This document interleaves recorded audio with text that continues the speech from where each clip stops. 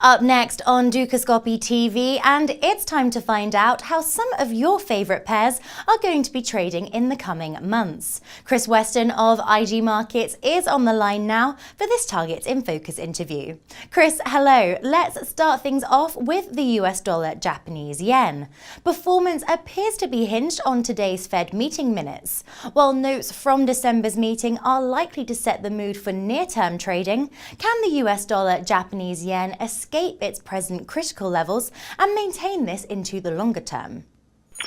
I do. I think at the moment, if you look at my forecasts are around about the kind of current levels that we've got at the moment. I think the risks are around what happens with the non-farm payrolls. We are cognizant of the fact that the Fed minutes are used very much as a communication tool by the Federal Reserve, and we do know that the previous the meeting was in December was relatively hawkish in the sense that they talked about the Fed tapering side of things, so they'll be talking a little bit more about that.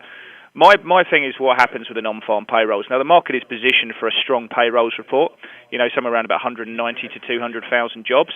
The risks are that we get a weak number. Now, what happens with dollar yen and what happens with the dollar and ultimately with bond yields if we get a weak number? The market's just not prepared for that. So I think until we get past that situation, until we get past the non-farm payrolls, I think the market's going to be pretty shy to push it up much further from where it is at the moment. I think my longer-term forecast is that we do see a much stronger US dollar, driven by an improvement in the twin deficit. Again, we saw that last night, and amongst other factors which happen in April, mostly from the Japanese side of the equation. So short-term, a little bit hesitant to sort of put on more bullish bets from where we are right now.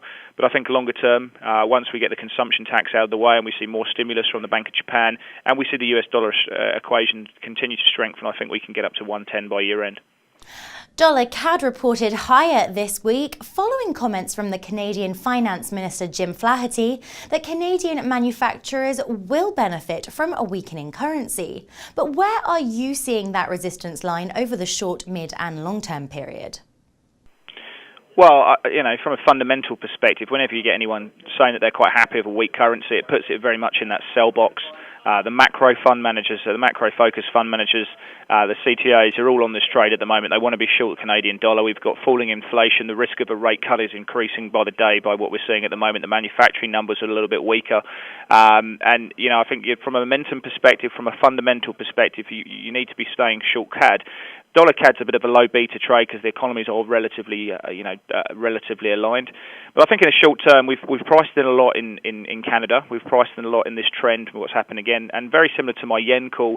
I'm just cognizant of the fact that a lot of a lot of goodwill is being priced into the dollar because of this non-farm payroll. So if we get a strong one, brilliant. We can continue pushing higher, and the momentum can keep the trade working out. If not, I'd be looking to buy the dips on dollar CAD, and that's just where my short-term view is at the moment. So buy the dips in this on a weak non-farm payrolls is what I'm looking for here. Next on the agenda, and the Aussie dollar US dollar dipped this week despite an upbeat trade balance figure. What is needed to reverse this bearish bias, and how is this priced into your forecasts? I think that the main things that the RBA are looking at now, if you just look at the Australian dollar side of the equation here, is very much employment. They need to create more jobs than what they're doing to keep the employment rate going lower. Unfortunately, I don't think that's going to happen. I think the employment rate will start trickling along back up towards 6%, and I think that's going to be the ultimate situation there with what the RBA are trying to do, which is try and change the state of the economy from an investment-led economy into one which is more consumer, around from the mining space into a more sort of consumer demand space economy, similar to what we're seeing in China. They need employment to go down. They need retail sales to pick up. They need business and consumer sentiment to pick up. So for the Australian dollar to get a real move higher, I think we need to see employment really coming off. We need to see unemployment rate really coming down, and that translating into consumer spending. We're not seeing that at the moment, and I think people are still cognizant of what's happening in the emerging market space. I think people are concerned about what's happening with Chinese growth. I don't see that falling out of bed, but I don't see big upside in China from here. So for me, in terms of the Australian dollar, it's hard to get too excited with those things in place. Plus, you get the US dollar side of the equation coming through, where I think over the longer period of time, it's still good to be a king dollar bull from here. But I just think a lot of, given the price action, if you look at the daily charts, is trading sideways at the moment. It refuses to go above 90 cents, but it doesn't really want to go down much at the moment. So that's my short-term view and my longer-term view there. Well, that covers our key pairs for today, Chris. Which other crosses would you encourage Dukascopy TV viewers to consider in their trades? I think being short the Swiss franc is looking a little bit more appealing now. We're starting to see some of those outflows coming through from some of the Swiss banks. They've been repatriating assets for quite some time. I think that's looking like that's drying up.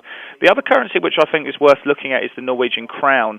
I mean, if you look at a number of different metrics at the moment, there's some very interesting scenarios playing. Inflation surprising, in positionings working in its favour.